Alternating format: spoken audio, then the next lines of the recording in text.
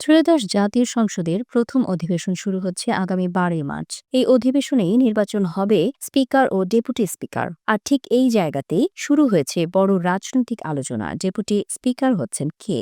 নির্ভরযোগ্য একাধিক সূত্র বলছে 3জন সংসদ সদস্যের নাম জোরালোভাবে আলোচনায় রয়েছে। তার মধ্যে ব্যারিস্টার আন্দালিব রহমান পার্থ ভোলা এক আলোচনার শীর্ষে রয়েছে। তিনি বাংলাদেশ জাতীয় পার্টি বিজেপির চেয়ারম্যান এবং দীর্ঘদিন ধরে বিএনপির জোট সঙ্গী। তিনি নতুন মন্ত্রিসভায় জায়গা পাননি, কিন্তু দলীয় সূত্র বলছে ডেপুটি স্পিকার হওয়ার দৌড়ে তিনি এগিয়ে।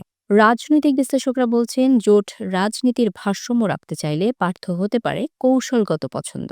দ্বিতীয় আলোচিত নাম লক্ষ্মীপুর 4 আসনের সংসদ সদস্য ABM আশরাফ উদ্দিন নিজান।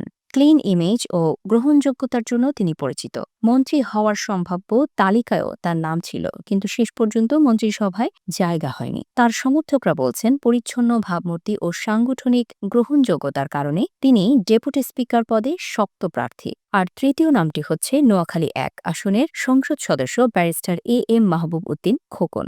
দলীয় রাজনীতিতে অভিজ্ঞ, আইনি জ্ঞান ও সংসদীয় প্রক্রিয়া সম্পর্কে দক্ষতা, এই দুই দিক থেকেই তাকেও বিবেচনায় রাখা হচ্ছে। এই 3জনই দলীয়ভাবে গ্রহণযোগ্য, পরিচ্ছন্ন ভাবমূর্তি সম্পন্ন মন্ত্রী তালিকায় ছিলেন, কিন্তু মন্ত্রিসভায় জায়গা পাননি। ফলে রাজনৈতিক অঙ্গনে প্রশ্ন উঠেছিল, তাদের জন্য কি অন্য কোনো বড় পদ আসছে? এখন সেই প্রশ্নের উত্তর হতে পারে ডেপুটি স্পিকার পদ। সূত্রগুলোর দাবি চূড়ান্ত সিদ্ধান্ত নেবেন বিএনপির ভারপ্রাপ্ত চেয়ারম্যান তারেক রহমান।